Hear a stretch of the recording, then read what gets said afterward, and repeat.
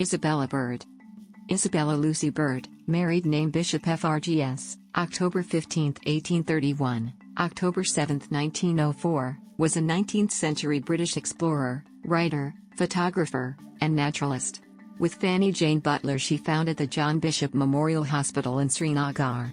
She was the first woman to be elected Fellow of the Royal Geographical Society. Early life. Bird was born on October 15, 1831 at Bridge Hall, Yorkshire, the home of her maternal grandmother and her father's first curacy after taking orders in 21. Her parents were Reverend Edward Bird B.A., 1794–1858, and his second wife, Dora Lawson, 1803–1866. Bird moved several times during her childhood. In 1832, Reverend Bird was appointed curate in Maidenhead.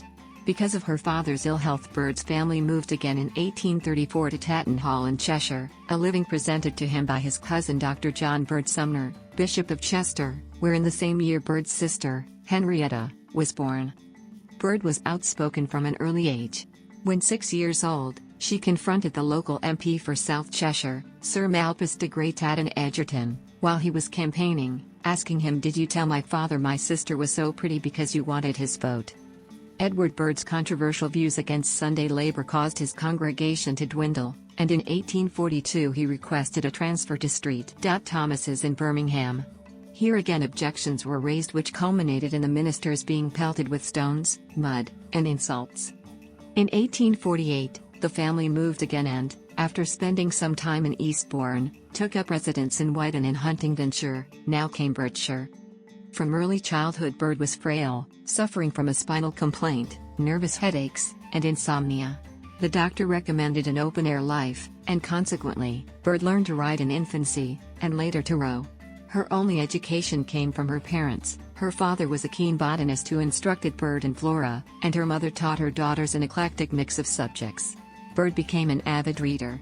However, her bright intelligence, and extreme curiosity as to the world outside, made it impossible for her brain and her nature generally to be narrowed and stiffened by the strictly evangelical atmosphere of her childhood. Isabella's first publication was at the age of 16, a pamphlet addressing free trade v protectionism, after which she continued writing articles for various periodicals. In 1850, a fibrous tumor was removed from the neighborhood of the spine. Bird continued to suffer from unspecified ailments resulting in lassitude and insomnia. The family spent 6 summers in Scotland in an effort to improve her health. Doctors urged a sea voyage, and in 1854 Bird's life of traveling began when the opportunity arose for her to sail to the United States, accompanying her second cousins to their family home. Her father gave her 100 and leave to stay away as long as it lasted. Bird's bright descriptive letters written home to her relations formed the basis for her first book, An Englishwoman in America, 1856, published by Murray.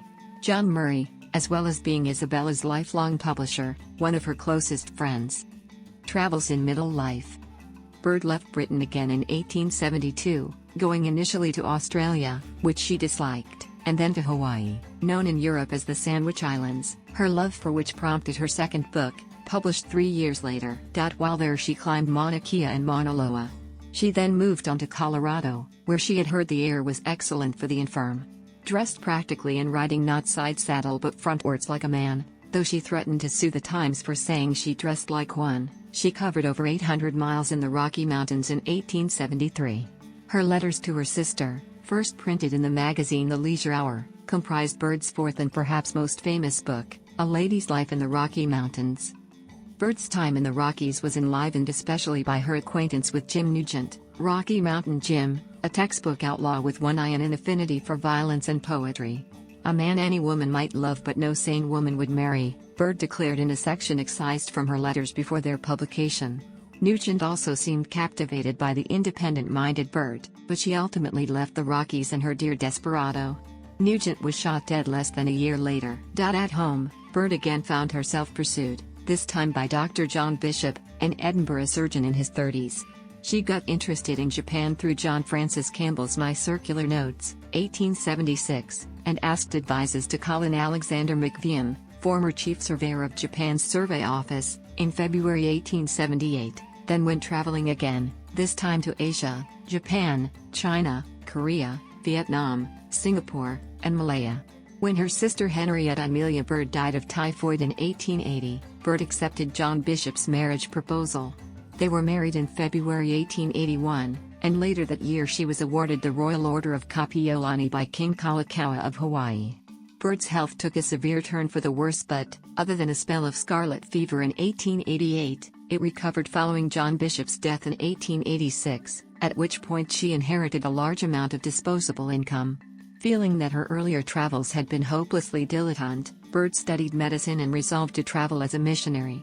Despite being nearly 60 years of age, she set off for India. Later life arriving on the subcontinent in February 1889, Bird visited missions in India, visited Ladakh on the borders of Tibet, and then traveled in Persia, Kurdistan, and Turkey.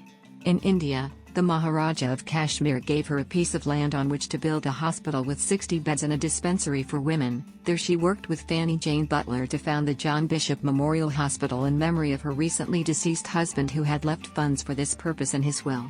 The following year, she joined a group of British soldiers traveling between Baghdad and Tehran. She remained with the unit's commanding officer during his survey work in the region, armed with her revolver and a medicine chest supplied, in possibly an early example of corporate sponsorship, by Henry Wellcome's company in London. In 1891, she traveled through Baluchistan to Persia and Armenia, exploring the source of the Karun River, and later that year she gave a speech in a committee room of the House of Commons on the persecution of Christians in Kurdistan, on which she had made representations to the Grand Vizier of the Turkish Empire. Featured in journals and magazines for decades, Bird was by now something of a household name.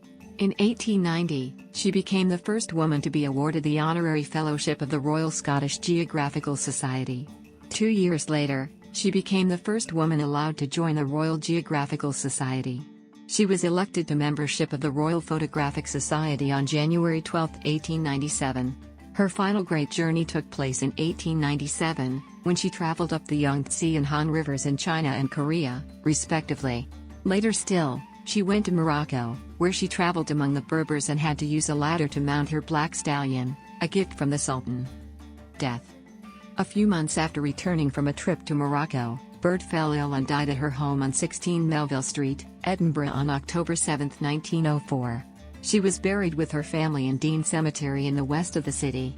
The grave lies in the small curved southern section, near the small path which divides it in two. She was planning another trip to China at the time of her death. Legacy.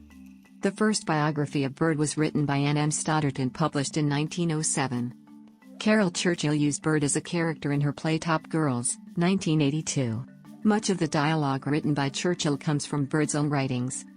Bird was featured in Bedrock, Writers on the Wonders of Geology, 2006, edited by Lord E. Savoy, Eldridge M. Moores, and Judith E. Moores, Trinity University Press, which looks at writing over the years and how it pays tribute to the Earth and its geological features. Bird is also the main character of the manga Isabella Bird in Wonderland, Fushigi no Kuni no Bird, a novelization of her travels to Japan. It received a bilingual Japanese-English edition beginning in 2018. The building of the clock tower on Tobermory, Mull Harbour Wall was funded by Bird in memory of her beloved sister Henrietta. It was designed by mountaineer and explorer Edward Whymper. Works. Near and explorer Edward Whymper.